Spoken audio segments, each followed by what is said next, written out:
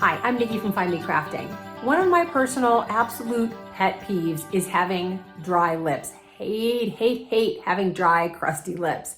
And to that end, I have lip balm stashed pretty much everywhere I might want to use them, which is everywhere. And of course, I have to have my absolute favorites attached to my purse, bag, or backpack, whatever I'm hauling for the day. But I really don't like the traditional designs for lip balms where it's open at either end. I'm just always afraid things are gonna fall out. That fabric stretches out and things are just less secure, and it makes me nervous. So that's why I've made some adorable little lip balm holders that close with snaps. So your lip balm is always safe, secure, and easily accessible. These little cutie patooties require very little fabric and whip up really quickly, making them a great gift for my Christmas in July stash of stocking stuffers. Pretty much all different styles of lip balms are gonna fit. I've tested my Bath & Body Works, a regular Chapstick, my Burt's Bees, and my absolute favorite Carmex. They all fit. And I've got a free printable template for you to take all the guesswork out, and you can get started making these right away. I also have a great tip for making sure that if you wanted to fussy cut or end up with a specific character or shape or design on the front of your lip balm holder, that's easy to do too. These things are great any time of year, but they're also really fantastic for Christmas. You can make them with holiday fabrics or just regular fabrics, whatever floats your boat. This is a very beginner-friendly pattern, and once you start making them, it's kind of hard to stop. Come on, I'll show you how. Let's talk about what you're going to need for supplies. First of all, you are going to need the Snap It Up lip balm holder templates. I'll have a link down in the description box where you can go and you can subscribe and download these free templates. When you print this out, make sure that you go into your printer settings and change it to actual size instead of fit to printable area. It does shrink it down otherwise. And you'll know if you got it right if this box here measures 1 inch by 1 inch. I like to print these on cardstock. It makes them a little bit sturdier and they hold up better for me. With the larger of the two templates, once you get your template cut out, you're going to want to cut 2 pieces of cotton fabric. One is for the exterior, one is for the interior. You can make them the same print or pattern if you like. I like to make them 2 different prints just for fun. You will also need 1 piece of cotton fabric. I'm using the same one as my interior, and this will be cut to 1.5 inches wide by 3 inches long. This is to make the keyring tab. One other interesting thing to note is that if you have a cotton print that is directional, so everybody's heads in this piece of fabric are up. I want this to be facing the right direction once I'm done sewing it. This bottom edge should be the top of your directional print. So if I was cutting it, I would cut it so that the heads were right here along this straight edge of my template. And when I say position things at the top, this is how I like to have my lip balm holders. They will hang down like this, but I like to have the print sort of oriented to my snap. If you wanted your pattern to be this way so that the top was up here, you would want to turn your pattern like this and cut with this being the top. And I do have a tip for you if you wanted to be able to pick what design you have here on your flap. Like I wanted Princess Peach right here on the flap. That is difficult to do with the template just printed out like this. It's hard to see through. If you can buy some inexpensive cutting boards, that's what these are, they're see-through. You can make yourself a template. You would trace this template onto the plastic and cut it out. And then you can see exactly where you're positioning things. I actually was trying to find a cutting board to use just for that purpose the other day at Dollar Tree. Couldn't find one. I did find this storage box and I made a template out of that. And it does work great. You can see exactly where Princess Peach or whoever, Mario and Luigi, are going to be. My one tip to you though is to make sure that you keep in mind that you will be adding a snap. I didn't do that, and Mickey Mouse here was centered perfectly, and now his face is just a black blob. So that's something else to keep in mind as you're cutting your fabric. You also need some fusible fleece, and you're going to cut 1 piece of that with the smaller template. You need 1 set of size 20 plastic snaps. That means you need 2 of the cap pieces. They have this pointy bit in the middle. And you need 1 that looks like an outie belly button and 1 that looks like an innie belly button. You need an awl. You also need a way to install the plastic snaps. I will be using a cam snap table press. If you want to use a table press with me, you would also need an adapter base and the dies for plastic snaps. You could also choose to use a handheld snap press. You also need some kind of keychain piece. I will be installing this swivel clasp. You could also choose to install a split ring.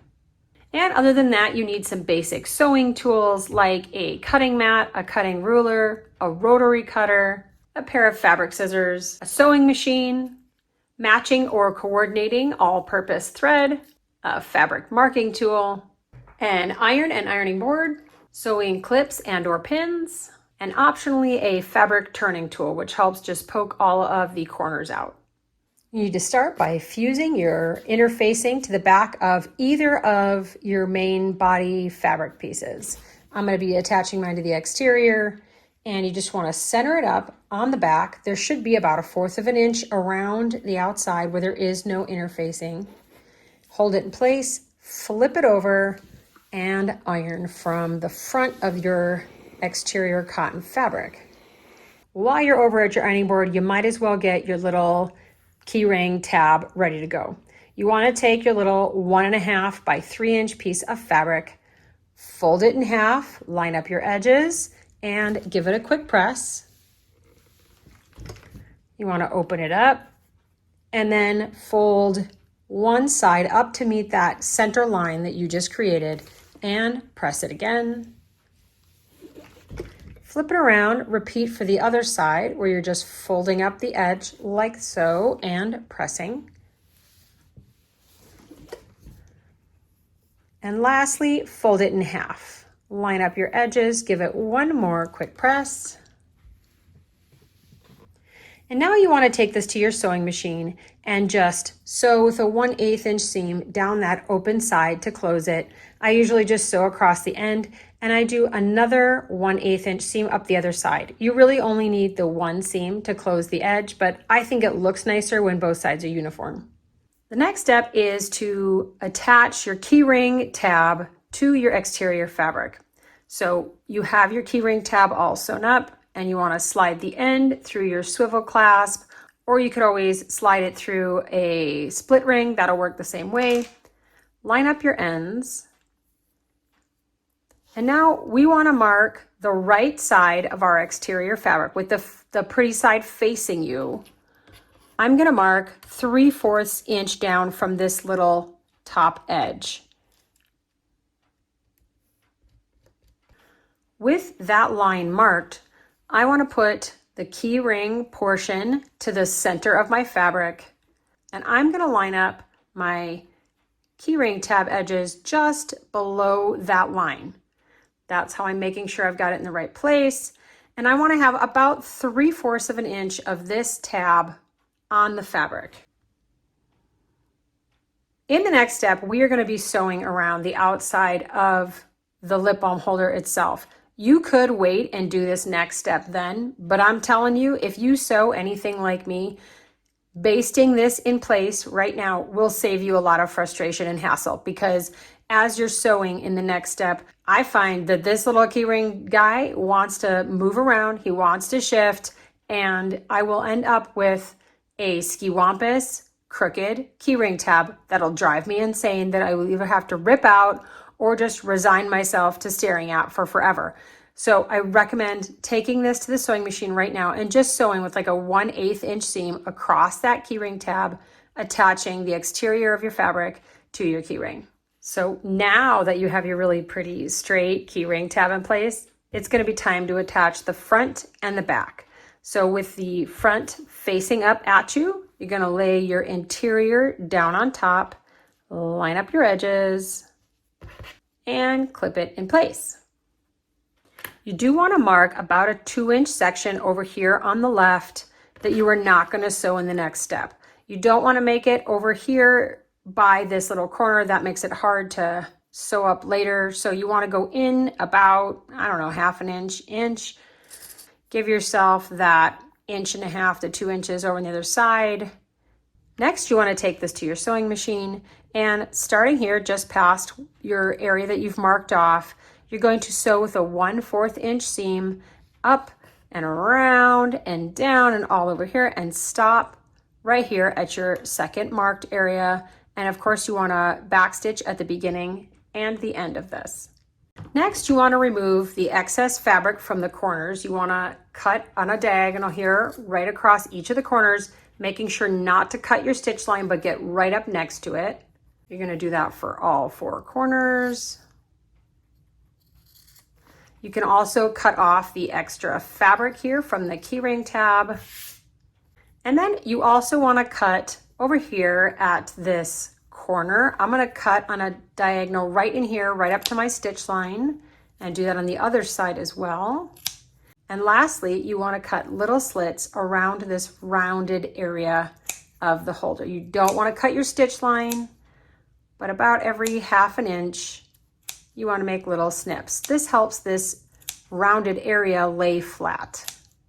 And now, after all that cutting, you can flip it right side out through the opening you left on the left-hand side. Once you get it mostly flipped out, you can push out all your corners. And if you happen to have a turning tool, that is greatly helpful. Just be gentle. You want to tease out the corners, because if you push too hard, this thing is so pointy, it will shoot right through your fabric and make a hole. Not that I've ever done that before. Today, I get a little aggressive on those corners sometimes and I break through my fabric. Make sure that rounded area is also pushed out. And now we want to get this edge ready to be closed. You want to fold your fabric into the inside, and you want to fold it so that it looks even with the rest of your seam, so that you can't tell that's where your opening was. Next, you want to take this over to an ironing board and give it a good press all over both sides, because it is looking pretty rumply and worse for wear from the flipping right side out.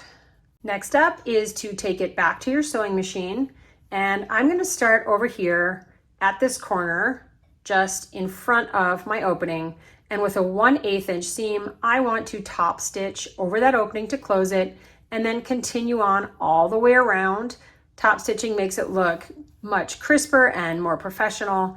So you want to do that all the way around the outside.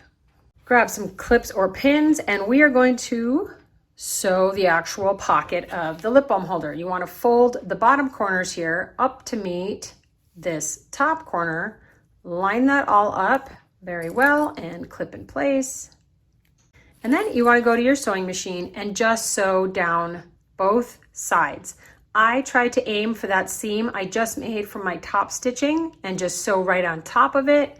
And don't forget to backstitch at the beginning and at the end.